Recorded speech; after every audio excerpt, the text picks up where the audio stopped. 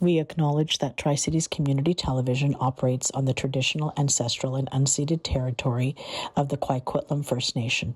We thank the Coquitlam who continue to live on these lands and care for them along with the waters and all that is above and below.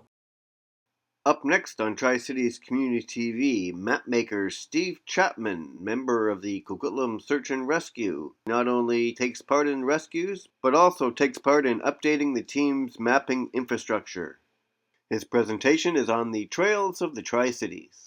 My name's Steve Chapman, as the introduction goes. I'm a map maker, been doing this for a few years now, and what I'm going to do this evening is take on a little journey through the Tri-Cities. To do my maps, I have to run the trails and get the GPS data, and there's a few interesting places out there. I wasn't always a map maker. I was an engineer once, and when I gave up work to go to entrepreneurship, I invented a product and went on to Dragon's Den there. Lost a bit of weight since then, doing all the trail running, and that's obviously good for me. So collecting map data is basically a case of going out, GPS, covering the same terrain time and time again, and then trying to work out where all the trails are. So there's a lot of tangled trails and a lot of places to sort out where the trails really are. This is up on the DS Vistas route. As you can see, there's a lot of things to trip you up. So when you're running, you have to be a little bit careful as to where you're treading and to where you go. In that trail straight ahead leads up to an old decommissioned trail and very difficult terrain. I wouldn't be sensible going out on my own, so I had some help from a number of people. This guy's Vic. He started trail running with me, and believe it or not, he's in his mid-70s, and I thought I could keep putting him off by difficult terrain, but he just kept on going. This is another guy, Tom. He's an ultra runner. He's done lots of races around the world, some of the toughest, and he's been a great companion and tipped me off on some places to go, but even then we were able to find some corners which nobody probably knew about until ourselves. This trail, believe it or not, this is a trail, is up a place called White Rock, and as you can see, our environment here, the wind, the rain, the mudslides, brings down trees. So quite often you're doing some nasty clambering over woody debris to get where you want. And it's not only wood, this is a trail as well, which because of the rainfall, the trail turned into the lake, or the lake just came up, and we had to wade through this lake to get to where we wanted. So forget about having dry feet when you're searching the trails. This is the norm. And this is another bridge, very precarious. It's about 1.5 meters deep. We ended up doing some gymnastics to get across that, only to get to the other side and find that the trail ran out. So we had to come back along it in a different contortion. And then sometimes you just get completely surprised by what's in the woods. This is up on Westwood Plateau. We were just running one day, got a little bit lost, stumbled across this log cabin which was in really good condition, and there was even a little flag there and a little garden. This is another place I stumbled across when I was out with my wife. A less conventional type of shelter. I don't know who was using this, and it looked a bit spooky. And I don't know if you can see, there might be a couple of eyes peering out from there. As you can see, I'm disappearing off into the background there. Just a little bit further along from there, we came across this. It's an old logging camp.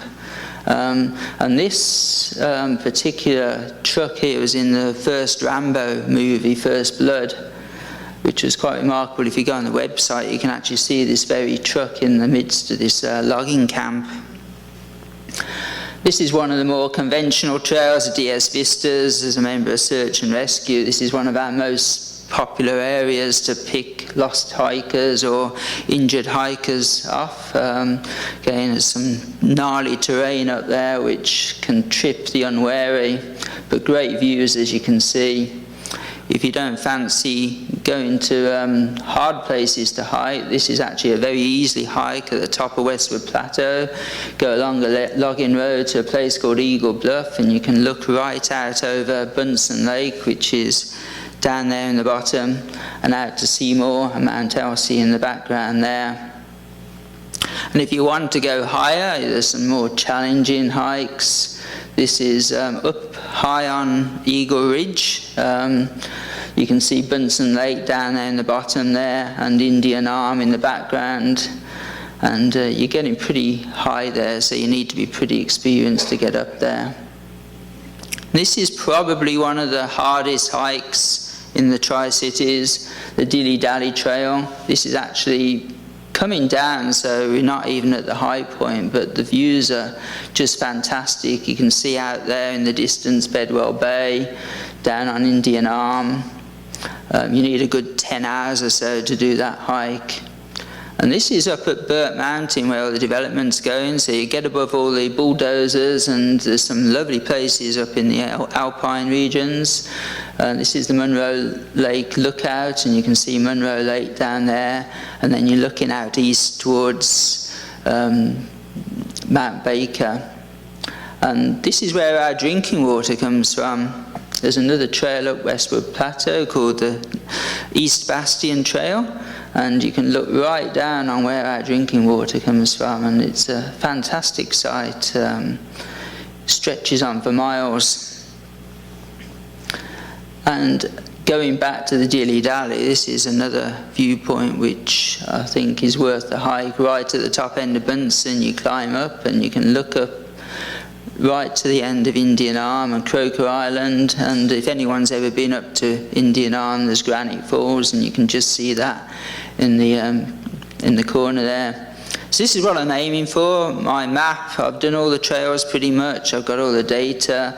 I'm putting it together. There's a lot of work still to do with that, but hopefully in a month or so's time we'll have something out, and for the first time ever, people in the Tri-Cities will be able to pick up a decent map and know where they're going.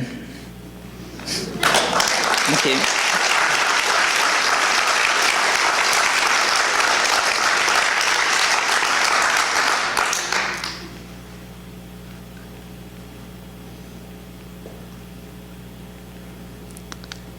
So this is my wife Jackie. As you can see on the photo, she's telling me to stop the presentation now because she's had enough. And I know she's been there listening to this intently, counting every and ah.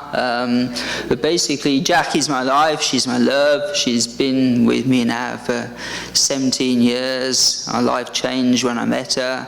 She still keeps me on my toes. I can't imagine ever being without her. And just want to say, Jack, I love you.